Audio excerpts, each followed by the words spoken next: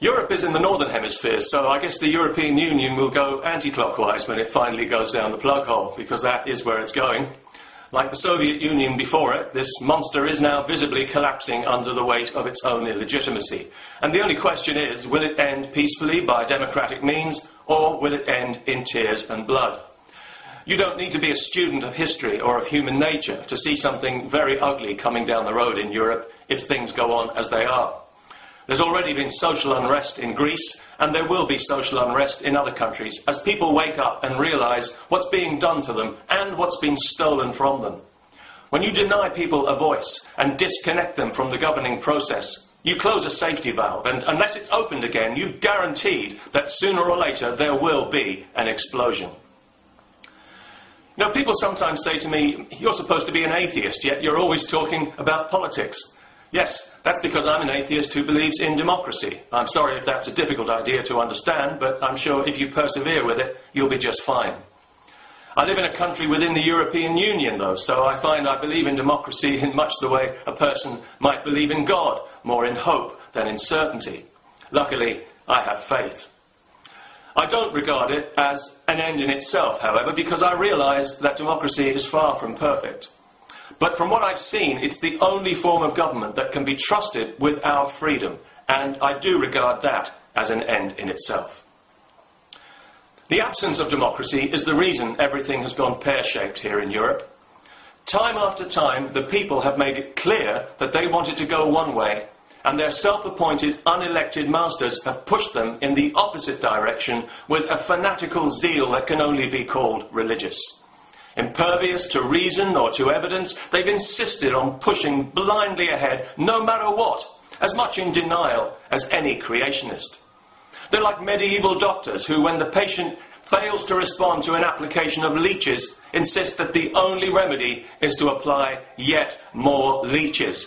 And as a consequence, what we have now in Europe is the worst of all possible worlds. A kind of mutant, statist, corporate socialism imposed from above by an unaccountable, dogma-obsessed political priesthood. The more power they get, the more they want, and the more they take. So far, we've seen 2 democratically elected prime ministers removed from office for not doing what they're told. The Greek Prime Minister committed the ultimate sin of threatening to consult the people in a referendum, and he was removed so quick you can still see the dust settling.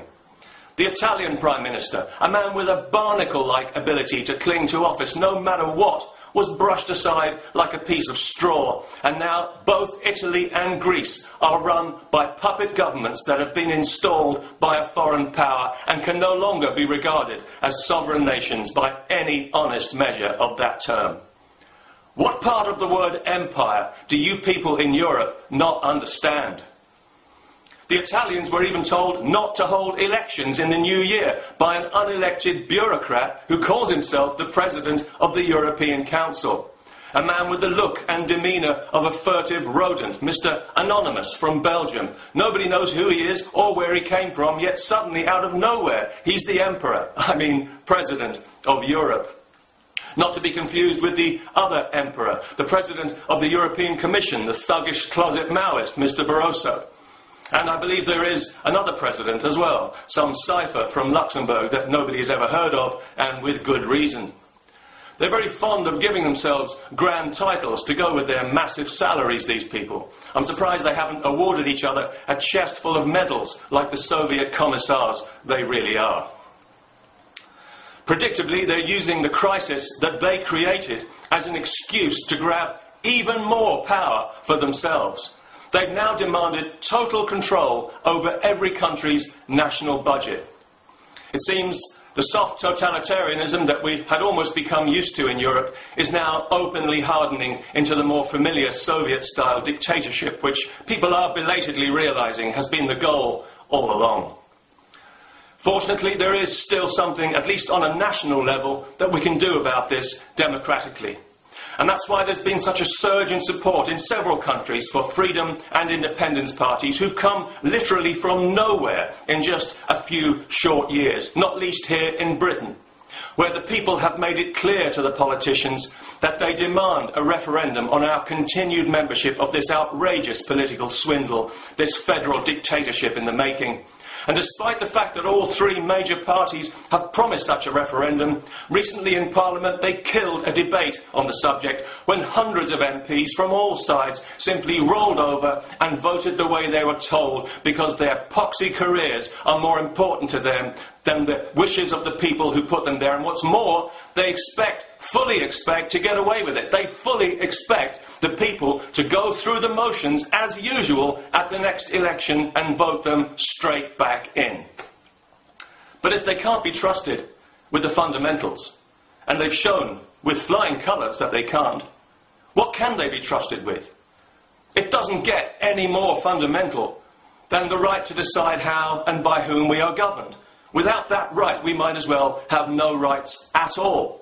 So wherever you stand in the political spectrum, left or right, red or blue, yellow, green, or somewhere in between, this is something that should be uniting all of us, because it directly and profoundly affects all of us and our children in the most fundamental way.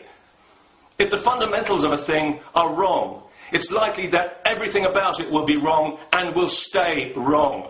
And that's why we have to fix the fundamentals first and restore democracy before engaging in tribal politics, because frankly none of that stuff will have any substance anyway. Without the right of self-determination, nobody's political views are worth a damn without the means to have them implemented.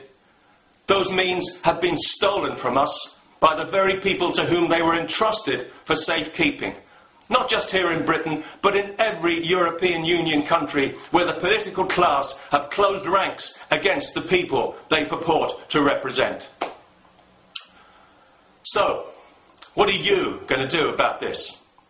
How will you be voting next time around? Same again, same as usual. If you do, you'll be guaranteeing that it's emperors all the way from here on in. And you'll also be enacting something of a political paradox. You'll be using your democratic franchise to vote against democracy. A bit like using one leg to kick the other from under you. Because ultimately, you will be voting against your own freedom. So you might as well be voting against water or air. Peace? Yeah.